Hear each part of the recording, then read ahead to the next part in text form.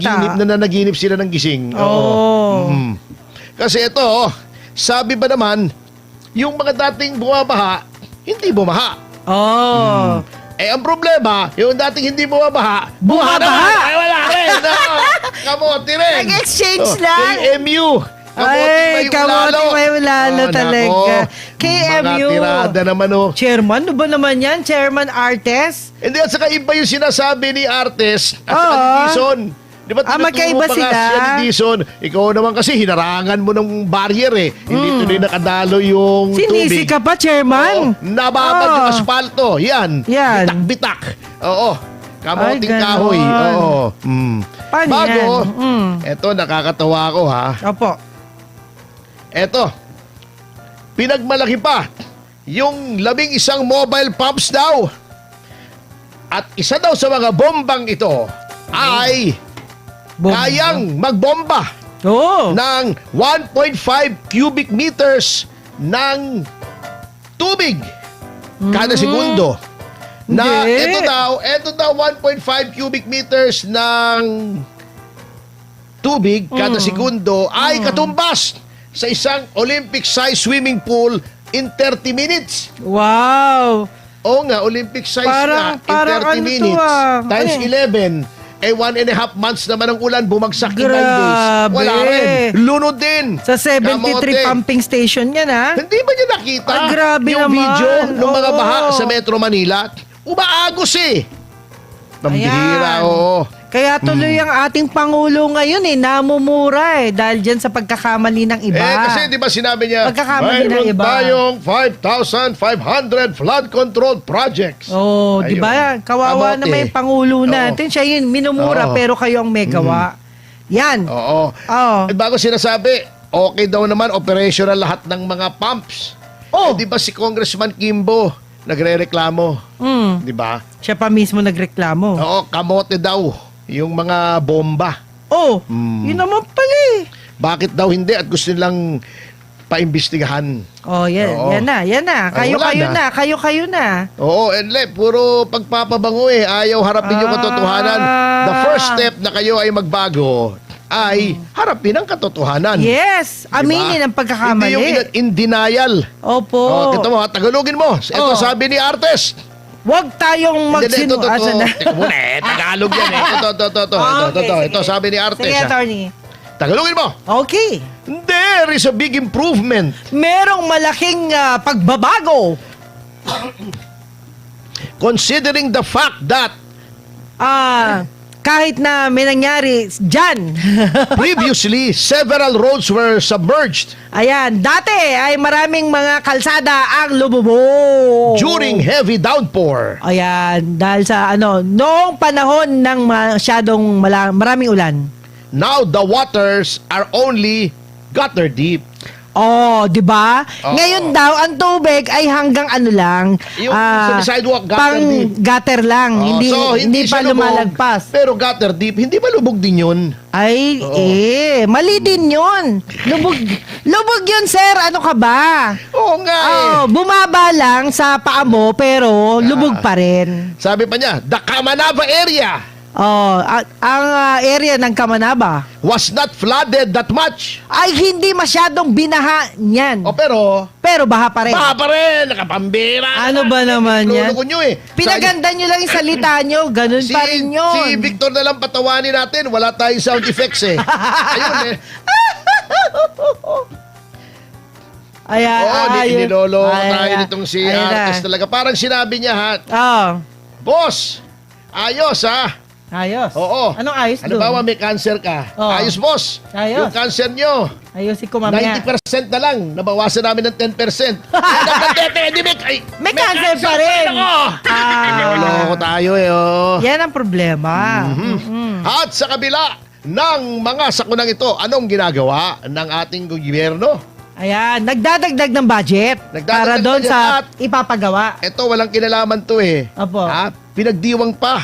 Nag-celebrate pa sila. Ang anibersaryo ng Mutual Defense Treaty na wala namang silbi. Para saan Alam to? nyo, itong Mutual Defense Treaty na yan at yung ginagamit yan na pag-establish yung mga EDCA sites, alam nyo, useless ito eh. Alam nyo kung bakit? Unang-una, etong Mutual Defense Treaty, applicable lang yan pag inatake tayo, yung main territory natin, wala namang silbihan sa West Philippine Sea. Ayun. Hindi saklaw yan eh. O di ba, ano na nga tayo, binobomba na nga tayo ng tubig, nilalaser yung pagmumuka. Pero attorney, Nung mga ayoko ng Coast Guard. away. Ayaw ko away. Hindi, paanong Oh. poprotektahan ang atin Oh. kung hindi ka makikipag-away? Oh, pero- Ano, pwede, oy, peace man. Peace Pinupukpok ka na nga sa ulo, peace man pa. Para ka naman tulongges doon. Hindi, yung EDCA, dapat matanggal yan, actually. Yun nga sinasabi ko. Tanggalin yung EDCA. Kasi, alam nyo, kung wala yung EDCA, wala yung Pax Silica, Oo. walang strategic value ang Pilipinas sa away ng China at ng United Yes, States. hindi tayo kasali Oo, dapat. kasi sasabihin nila, hindi makakaiwas. Alam mo, may mga kapwitang sinasabi na hindi natin maiiwasan yung gulo niyan kasi nasa gitna tayo. Ay, hindi. Indonesia nandyan din eh, ang Malaysia nandyan din, ang Singapore nandyan din eh. O, di ba yung Malayan Peninsula, nandyan din sa gitna. O, Bakit kayo sumasali? Hindi naman tayo bakit kasali hindi sila dyan. sumasali? Hindi sila sumasali. Alam mo yung EDCA sites, Oh. walang dahilan para invade tayo ng China. Kalokohan. Bakit Oh. tayo sasakupin ng China? Ano mapapala ng China sa atin? Puro Wala. konsumisyon. Konsumisyon. Puro baha. Abonado. Yan. Oh, yan. Puro abono. Hindi, totoo. Truth yan. Yes. Tama Ang po. Taiwan, gusto nilang kunin kasi ang kanilang polisiya, ang Taiwan has always been part of China. Yun. Eh, agree tayo kay hindi natin mababago yung policy yun. Tama. Pero ang Pilipinas, anong purpose? Bakit sila makikipagpatayan sa Pilipinas para ano? Anong mapapala nila? Wala. Wala eh. Abonado nga sila Hindi eh. tayo gagalawin ng China No. walang EDCA sites. Ngayon, nilagyan nyo ng EDCA sites. May mga missiles dyan nakatutok sa China. Titirahin yan pag nagkagera between China and the United States. Halimbawa, over Taiwan. We made ourselves a target. Okay, yung Pax Silica. Ayoko niyan. Since strategic yan. Yung Pax Silica. Oh. Yung gagawan mo ng mina. Opo. Doon sa Kapas. Ayoko rin Diba, yan. yung Clark City. Opo. Di ba? Ang aim ng Pax Silica para ma-isolate ang China na hindi na sila depende sa China for rare earth minerals na kailangan sa AI at sa mga Oh. electronics. Yung mga yang supply na yan ay very strategic yan sa gera. Remember, kaya kinuha ng Japan ang Malaysia noong World War II. Aha. Nandyan yung mga rubber trees. Oh, yes. Ginagamit na gulong sa mga armored personnel carrier, sa mga sasakyang pandigma, sa gulong ng eroplano. Kaya nagkaroon ng synthetic na puwersa sila. Yung Goodyear na synthetic rubber. Kasi nawalan ng supply ng rubber ang yung mga allies ng World War II. Opo. Kinuha ng Japan lahat. Okay.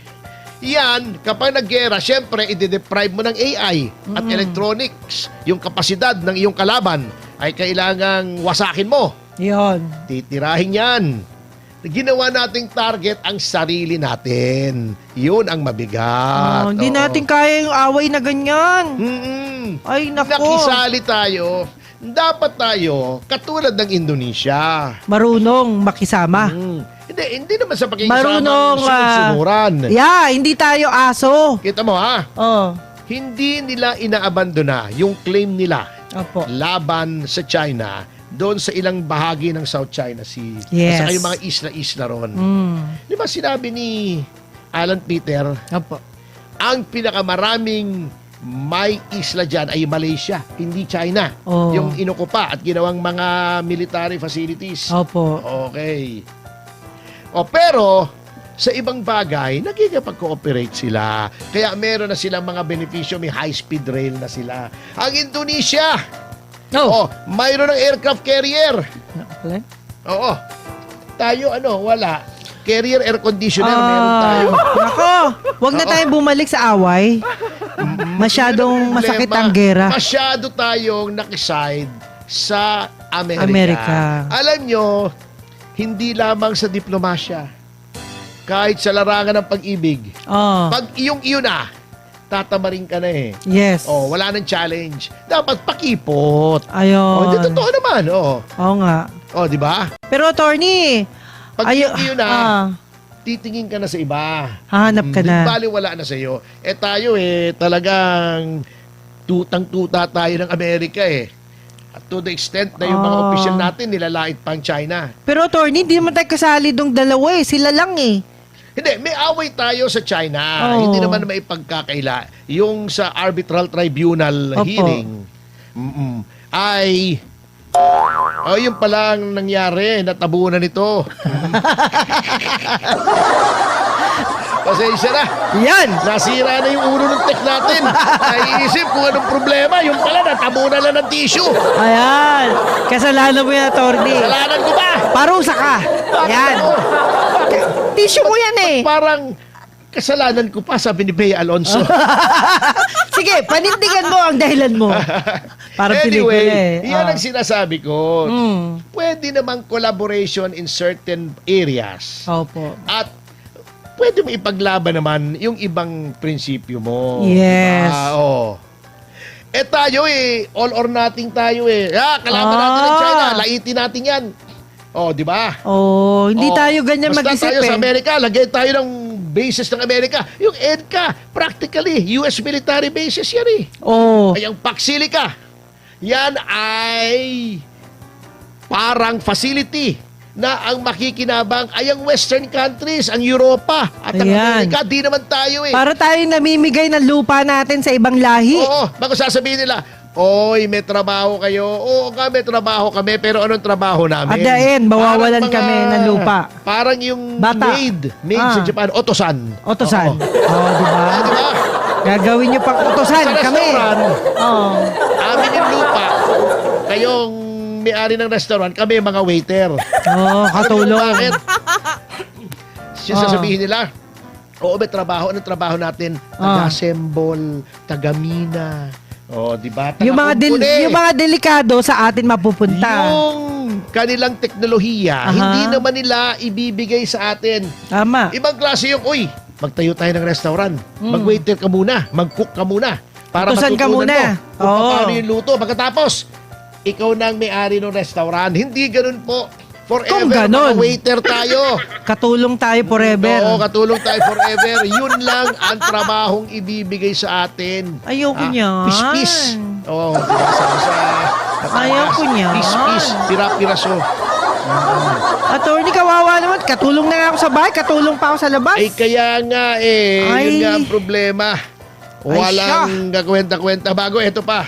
Magising tayo. Isa pang ehemplo ng pinagluloko tayo nitong DPWH, ng MMDA, nitong ating DFA dun sa Mutual Defense Treaty. Niloloko tayo ng mga Amerikano. Niloloko pa tayo ni Speaker.